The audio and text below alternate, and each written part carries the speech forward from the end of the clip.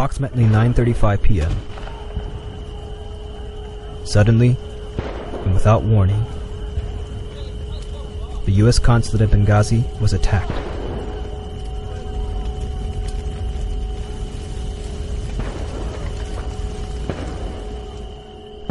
As many as 125 armed men descended on the consulate from all directions.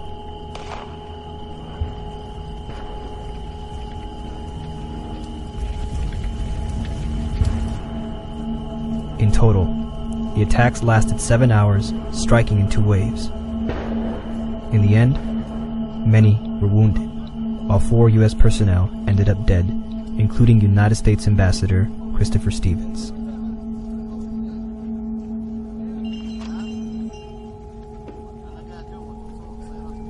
Who attacked us? And who was behind the operation that stole Ambassador Stevens' life?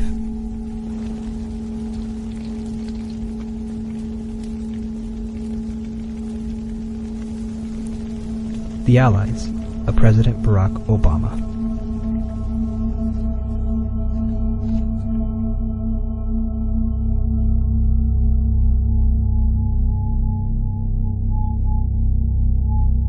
The elephant in the room is that Obama is the new Osama. The same people who carried out September 11, 2001, carried out September 11, 2012. They are the same people that the U.S. and the British backed in overthrowing Gaddafi, and they are the same people that the U.S. and the British, the Saudis, Qatar, are employing to bring about the Blair doctrine of limited sovereignty through the overthrow of Assad, the attempted overthrow of Assad in Syria. And these forces are Al-Qaeda.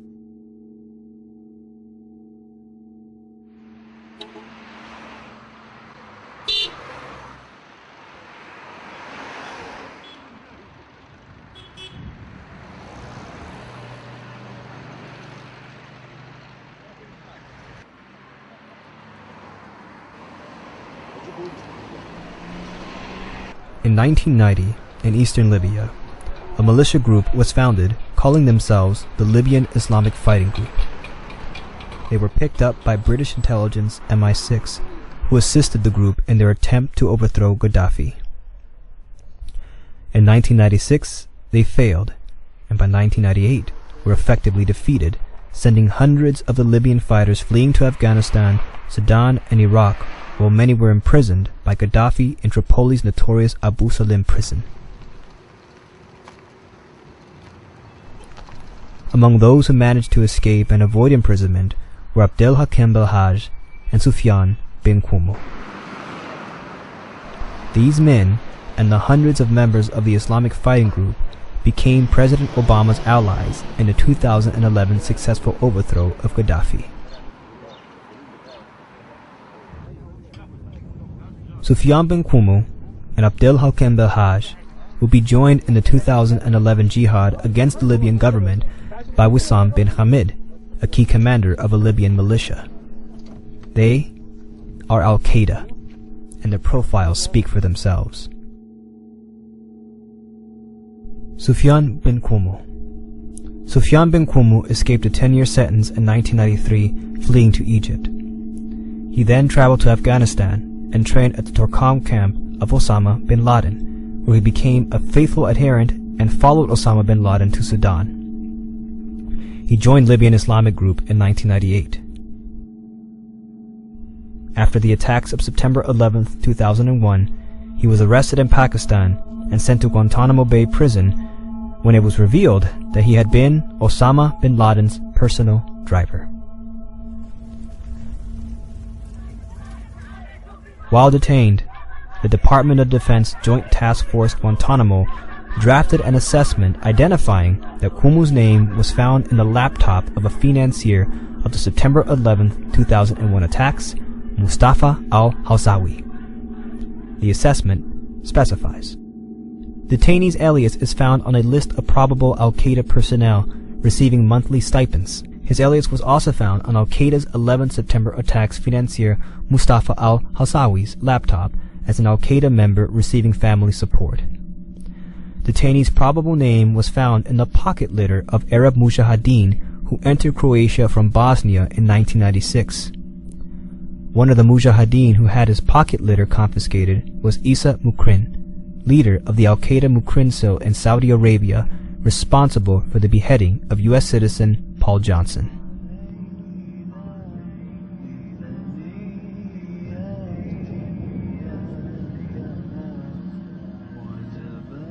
Sufyan bin Kumu transferred from Guantanamo to Libya, where he was released from Abu Salim prison in 2010 and became the leader of the Ansar al-Sharia militant group formed during the effort to kill Gaddafi.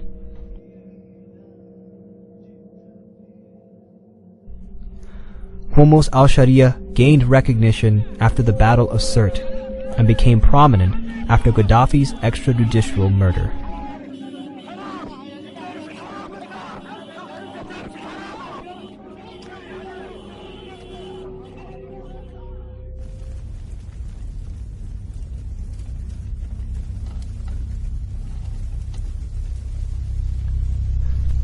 Wissam bin Hamid. Wissam bin Hamid is a commander of the militia group Libyan Shield and Free Libya. According to Arabic sources, Hamid commanded Libya Shield rebel forces that besieged Gaddafi's hometown of Sirte, resulting in the capture and extrajudicial murder of Gaddafi. The jihadist forum Al-Fetan has archived a biography of Hamid, identifying him as a veteran of jihad in the Iraq and Afghanistan wars, fighting against U.S. forces. Under his command, Libya's Shield fought under the flag of Al-Qaeda.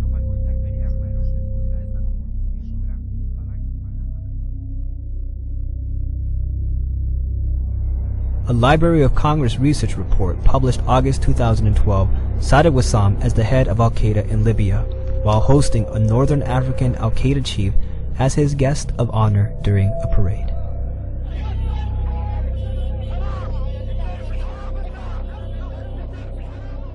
Abdelhakim Belhaj. Abdelhakim Belhaj gave an interview for Doha Al Jazeera satellite channel television in Arabic, where he was identified as having left Libya in 1988 for Saudi Arabia, then headed for Afghanistan to jihad against the Soviets until the fall of the Kabul regime in 1992.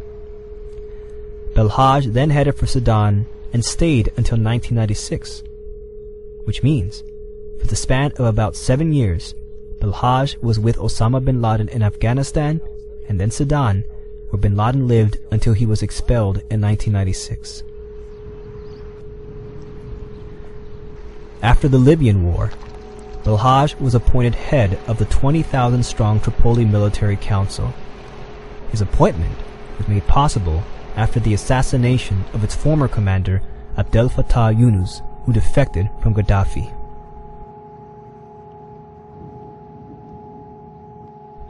As documented in the Library of Congress report, the Tripoli National Council never fully controlled the rebel movement.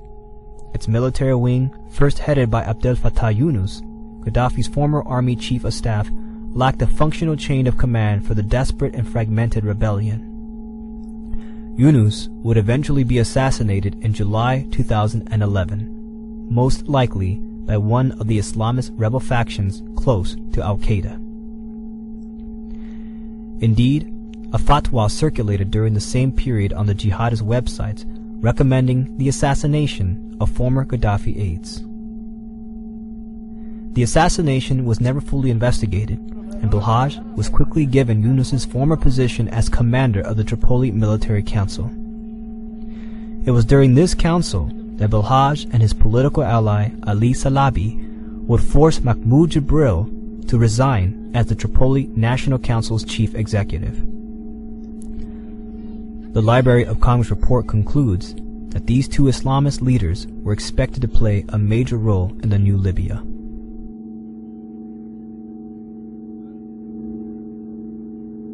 Good afternoon, everybody. Today, the government of Libya announced the death of Muammar Gaddafi. This marks the end of a long and painful chapter for the people of Libya, who now have the opportunity to determine their own destiny in a new and democratic Libya. But the United States, together with the international community, is committed to the Libyan people. You have won your revolution, and now we will be a partner as you forge a future that provides dignity, freedom, and opportunity.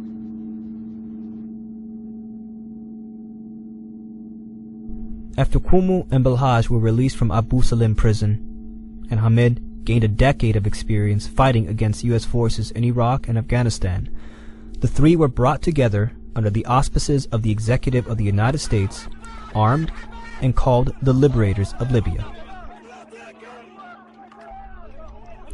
These three and others were provided air support by the U.S. President without the consent of Congress to wage jihad in Libya, and eventually became instrumental in the attacks on the U.S. Embassy in Benghazi, September 11, 2012.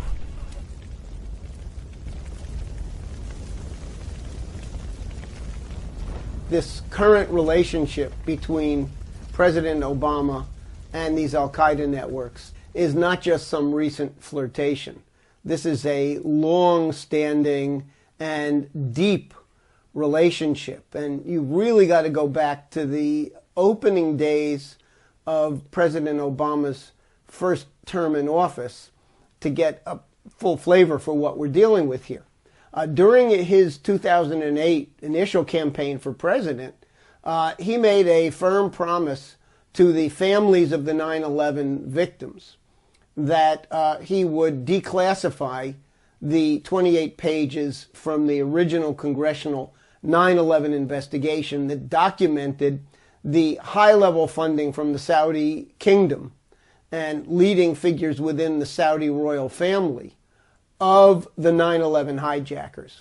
Instead of keeping his promise, President Obama met with the families of the 9/11 victims in February of 2009. They met in the Oval Office. Obama reiterated his promise to release this critical material, and he not only reneged on the promise, but he became complicit with the Bush-Cheney administration in perpetuating and, in fact, intensifying the cover-up.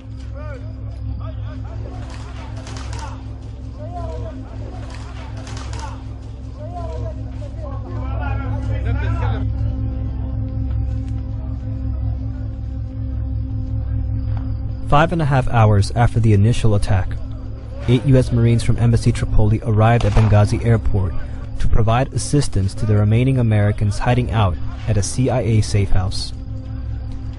According to an involved party, only identified as Febrayer, there was an argument at the airport between Libyan Shield and the U.S. Marines lasting 15 minutes over who should lead the convoy of Americans and Libyan militiamen supposedly to a medical center outside the besieged consulate.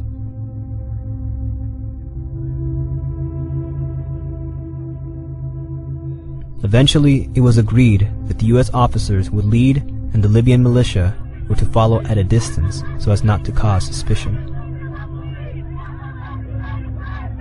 The Marines suddenly changed direction. Febrayer was ordered to continue following them. Arriving shortly after the Marines at the CIA compound around 4 a.m., Libyan Shield quickly scattered from the location. Only minutes later, the second wave of armed attacks began. Hours before the first attack, U.S. Embassy Tripoli reported to the State Department in a regular weekly report that officials had met with the leader of Libyan Shield, Wissam bin Hamid. Hamid warned officials that if the U.S.-backed candidate for Prime Minister Ahmed Jibril were to win, Hamid would cease to provide security for Americans in Benghazi.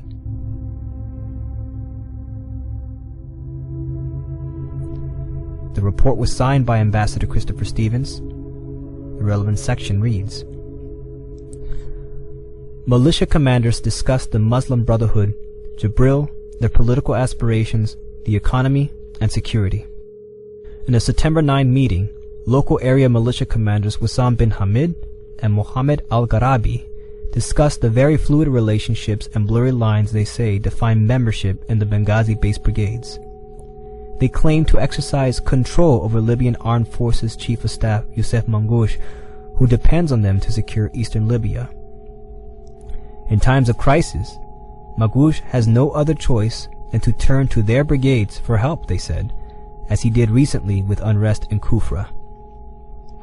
Al-Gharabi and bin Hamid support the Libyan Muslim Brotherhood's Justice and Construction Party-backed candidate Awad al-Barasi for Prime Minister. They criticize United States government for supporting National Forces Alliance leader and Prime Minister candidate Mahmoud Jibril. If Jibril won, they said, it would not continue to guarantee security in Benghazi, a critical function they asserted they were currently providing.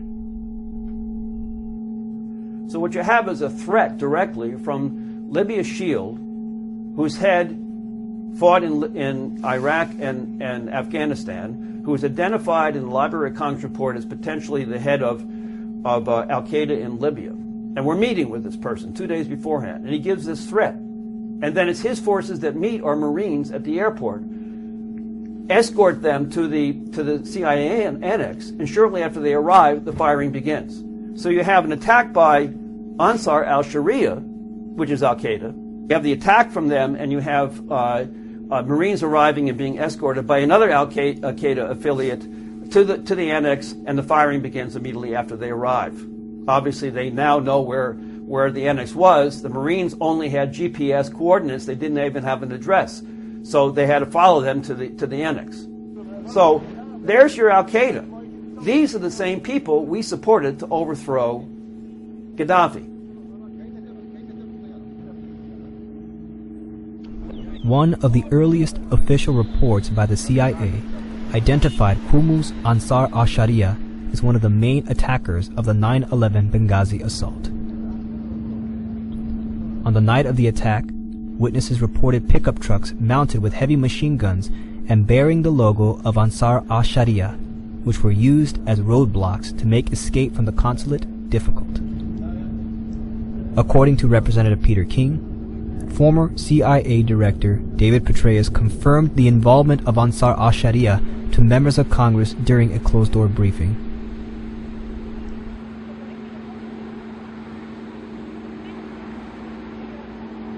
The identification of the Al-Qaeda-affiliated Ansar al-Sharia was extremely excluded and replaced with information asserted by the Obama administration's U.S. Ambassador to the UN, Susan Rice, during her appearance on 5 different talk shows Sunday, September 16th.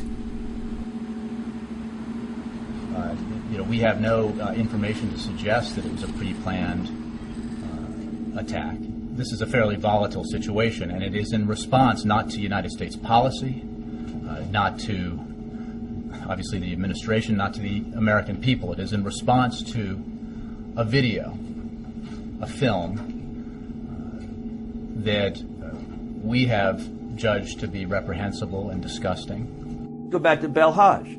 Belhaj, after the overthrow of Gaddafi, was named the military commander of the Tripoli Military Council and was put in charge of security for all of the foreign embassies in Libya, including the U.S. Embassy, and in charge of security more generally throughout the country. Current commander of Al-Qaeda, Ayman al-Zawahiri, once spoke highly of Belhaj, assuring him and Qummu, while they were in Abu Salim prison, that their cause would be continued by Al-Qaeda. Dear brothers, the Amir of the Mujahideen, the patient and steadfast Belhaj, and the rest of the captives of the fighting Islamic group in Libya, here is good news for you. Your brothers are continuing your march after you, escalating their confrontation with the enemies of Islam, Gaddafi and his masters, the Crusaders of Washington. Belhaj now was in charge and apparently met with no opposition by the Obama government to protect U.S. embassies in Libya.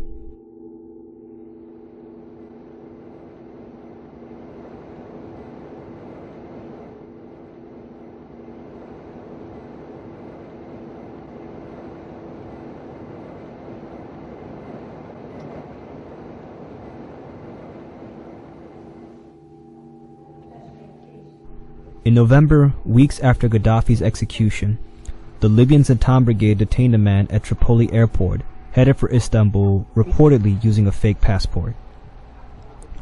Zatan's leader, Tahir al-Turki, confirmed the story, identifying that the man detained using false ID was Abdel Hakem Belhaj.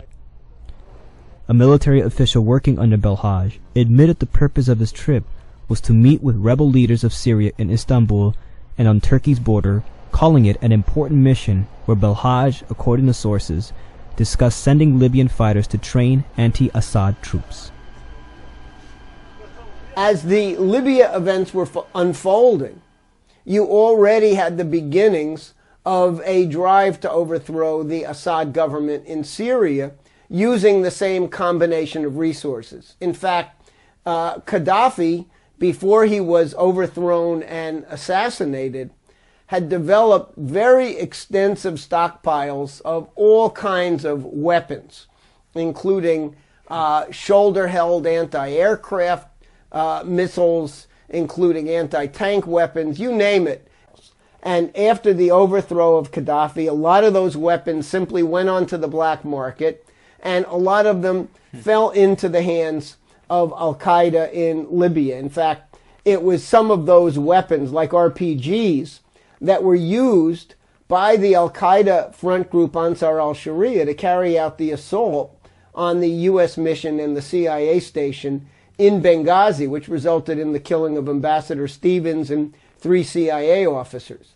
A lot of those weapons, we know, have now since then gone into Turkey and have been smuggled across the border into Syria to arm, guess what? Another branch of Al-Qaeda that has been doing all of the heavy combat operations to overthrow the Assad government.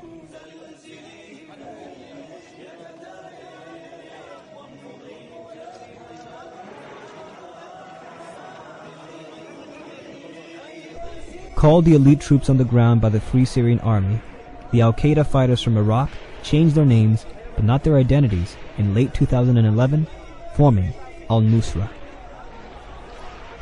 Like Wissam bin Hamid, al-Nusra gained nearly a decade of experience at war with the United States Army under the Al-Qaeda flag in Iraq. So when the conflict in Syria began, they were better trained than the ordinary Syrian opposition fighter to storm Assad's fortified positions, striking military bases and airports, and capturing production facilities such as Syria's oil fields. The group's affiliation with Al-Qaeda has also been identified by Iraq's Foreign Minister Hoshyar Zebari, who told the Associated Press in early July 2012 that Iraq had solid evidence that members of the extremist group Al-Qaeda in Iraq, who previously had streamed from Syria into Iraq, were moving in the opposite direction. Zebari said, "Our main concern, to be honest with you, is about the spillover, about extremist, terrorist groups taking root in neighboring countries." The State Department and Treasury Department today have finally placed the al-Nusra group on the list of international terrorist organizations. Now, is this going to make any difference on the ground inside Syria in terms of what's going on? Absolutely not. The al-Nusra group is the dominant fighting force. Because they're successful, they get more of the money from Saudi Arabia, they get more of the weapons, and what the State Department was forced to acknowledge today is something that we've been saying here at LPAC TV for weeks and months, namely that the Syrian opposition is dominated by Al-Qaeda. Al-Nusra claimed the responsibility for the bombings in Aleppo, Medan, and the Damascus bombing of March 2012. Al-Nusra has been behind the killing of civilians, the murder of the journalist Mohammed al-Sayed, the attack on a television station on June 27th, as well as the advanced sabotage of radars and rockets and multiple attempts to occupy official Syrian military bases.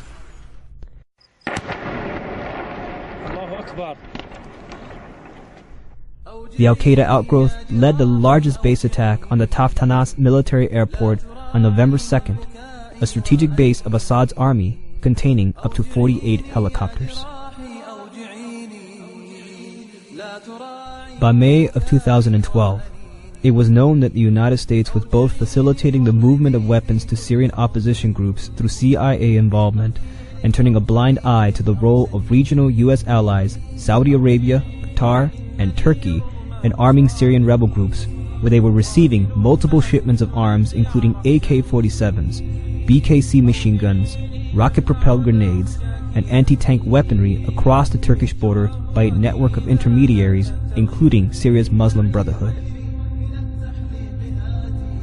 A month later, in June, the New York Times leaked a report from multiple sources, including top American officials and Arab intelligence officers, stating that a small number of CIA agents were operating in southern Turkey to help allies decide which Syrian opposition fighters would receive arms to fight the Syrian government.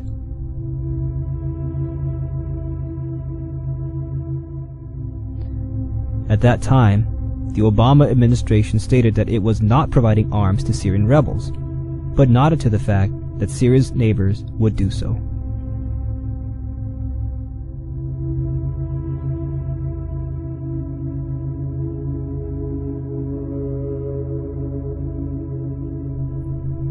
The watershed moment of the U.S. involvement in Syria came on December 11th when Barack Obama announced, "We've made a decision that the Syrian opposition coalition is now inclusive enough, is reflective and representative enough of the Syrian population that we consider them the legitimate representative of the Syrian people in opposition to the Assad regime, and so we will provide them recognition."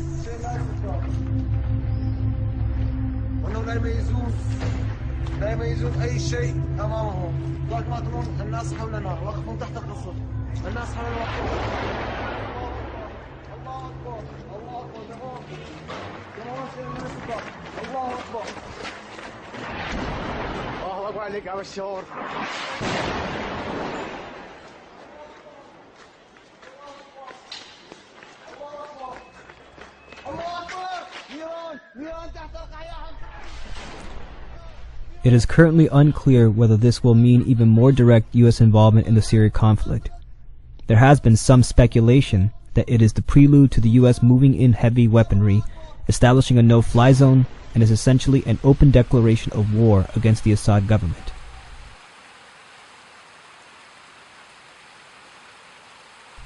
It is clear, however, that this is a blatant violation of the June 30th Geneva Communique agreed to by the U.S., Russia, China, and other major world powers and regional powers. But what's a treaty obligation to Obama?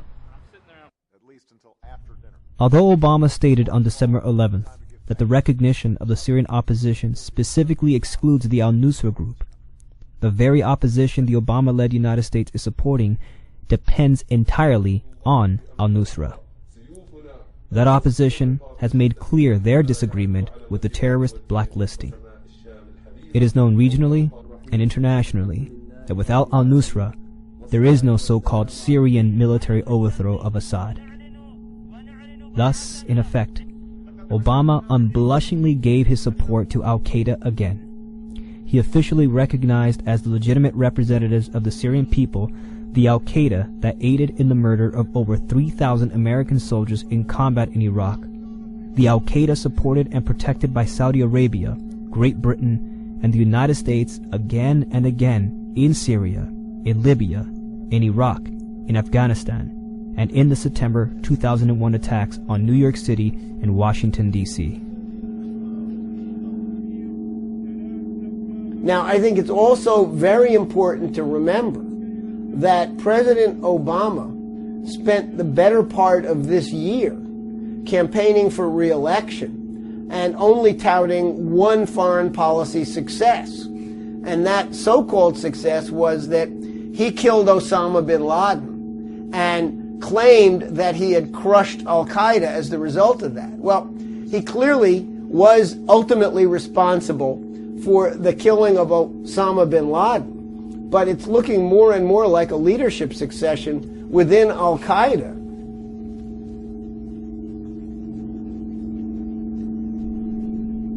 The executive of the United States was sworn into office in allegiance to the purpose of the Constitution of the country, to act in the nation's defense and provide security. Yet, the networks who attacked us on September 11, 2001, and the imperial body within Britain and the Saudi royal family that finances these groups, harbors them, and allows the execution of certain of them when no longer useful to their cause. The executive has protected and covered up for.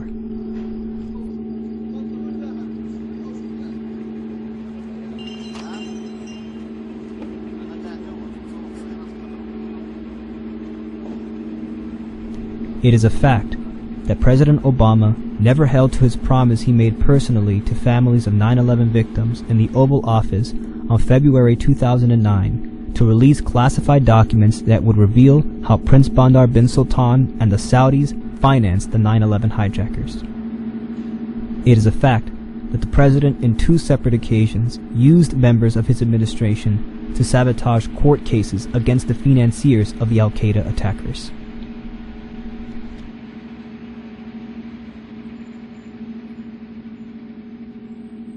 So, in effect, President Obama has aligned himself strategically with Al-Qaeda. They were the main force that the U.S. backed in Libya to get rid of Gaddafi. They are the main force in Syria, on the ground, doing the heavy lifting, fighting. And once again, we're laying the basis for turning the keys to Damascus over to Al-Qaeda. So, that, to my mind, represents a pretty damning case for the impeachment of President Obama.